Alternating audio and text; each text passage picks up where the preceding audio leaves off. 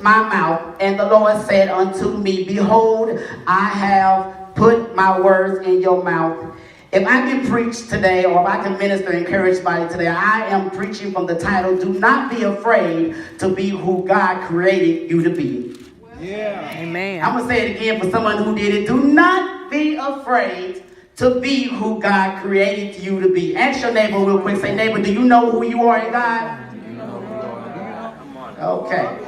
Before I read what the Lord has given to me, I'm gonna tell you what Jeremiah names really mean. As I look in sheknow.com, the website, I found out that his name is a Hebrew name, which means may Jehovah exalt. As I begin to read in the book of Jeremiah, as we see that God is having a talk with a 12-year-old young man that is called to be a prophet to the nations. Now, this young man was just like some of us in the church. He questioned his calling because he did not understand why at the age of 12 did God call this young man. Why he had to wait, why God couldn't wait till he was 13, 14, 15, 16, 17, or some of us say wait until we old enough to understand the word. But what I love about God is God said it does not matter what age you are, but it only matters if you're willing to be used by me. I had to come to the understanding that first thing I had to understand, Jeremiah was the son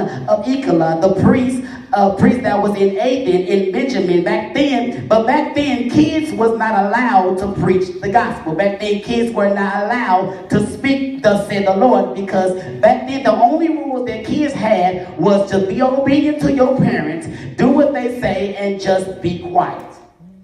And I've had to come to the understanding about Jeremiah. Jeremiah, I can now imagine this young man outside having fun, enjoying the life as a normal child, and out of nowhere, here comes the Lord Almighty God saying in his ear, My son Jeremiah, I have called you to be a prophet to the nation. People shall listen, but here is the part where it got me confused as a young man called to the ministry. If God has called Jeremiah, why in the world is Jeremiah being worried about the naysayers? Y'all know who the naysayers is. The naysayers are those that told you would never be nothing. The naysayers are those that told you would never preach the gospel. Watch this. The naysayers are those in the church that told you would never do anything.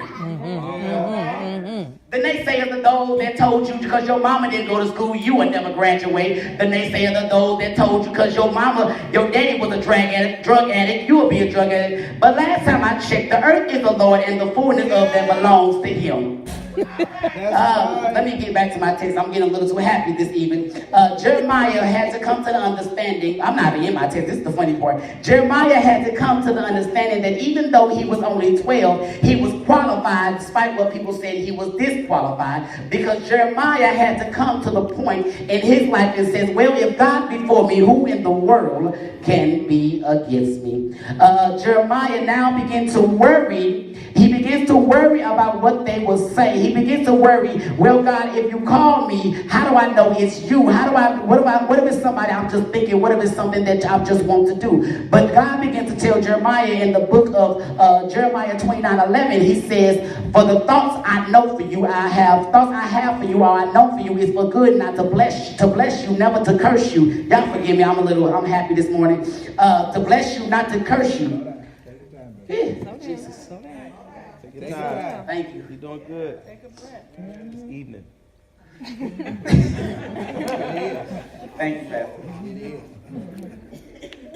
God made it fit that he was qualified to be a prophet. But like I said, Jeremiah was worried what people said, but God reminded me this evening while I was on my way here again. I got into it with an argument with my mom this morning, and my mom said, I don't know why in the world you're able to preach when you are not smart enough to preach. But God reminded me, said, even though she said you're not smart, I did say that you are qualified in my word. I did say that you're qualified. In spite of what the church people say, in spite of what the naysayers says, I qualified you in your mother's womb. So it does not matter what your mom said. It does not matter what what your daddy say. I came to preach to the youth. I'm sorry. But it does not matter what your mama say. It does not matter what your friends say. Even though your friends talk about you, even though your friends lied on you, even though your friends make fun of you, please understand that Jeremiah was in the circumstance where you was at. Jeremiah was in the same place where you was at. He felt below. He felt like no one cared. He felt like no one loved him. But I love that the fact that God told Jeremiah, I am going to be with you. In spite of what they say, I shall pour my spirit upon you, even though they may not want to hear from you, but they have no other choice but to listen. Amen. Yeah, that's good. Okay. That's good. They had no point but to listen. So Jeremiah said, okay, God. I had a talk with Brother Jeremiah this morning. I said, okay, Jeremiah, I got a question for you. I said, Jeremiah, why in the world, first three questions I have is, Jeremiah, why in the world did you question who God called you to be? And I can imagine Brother Jeremiah saying, well, do you remember when you were called at the age of 20? I said, yeah, Jeremiah. He said, well, just like you are, I had to question it because I refused to make God look stupid and make myself look like I'll get all the glory. Jeremiah, my second question was, Jeremiah, even if God called you, why does it matter what the naysayer says? Well, Jeremiah said, it didn't matter, but the opinions of what the church and people may say about, because I'm only 12, I am not qualified. But I said, Jeremiah, even though you're not qualified, why does it matter? He said, well, it doesn't. I said, well, that doesn't answer my question. Yeah. He says, I said, well, it don't answer my question because I asked you why does it matter? He said, it doesn't. I said, so why are you worried about what the so-called saints are saying about you when God said, I've already ordained you in the womb? I'm going to go ahead and get out of here. I've just came to the point to tell somebody who's in the church that is young, that's been called by God, to let you know that it does not matter if you're 30 or 45 years old. It does not matter what the church may say about you. It does not matter what your friends say about you. Keep showing up. And in spite of it all, God got something great for you. Just keep showing up. In spite of what the people might say, God got something great for you. Just keep showing up. I don't care what the devil might say. I don't care what your friends might say. Just keep showing up. God bless you. Amen.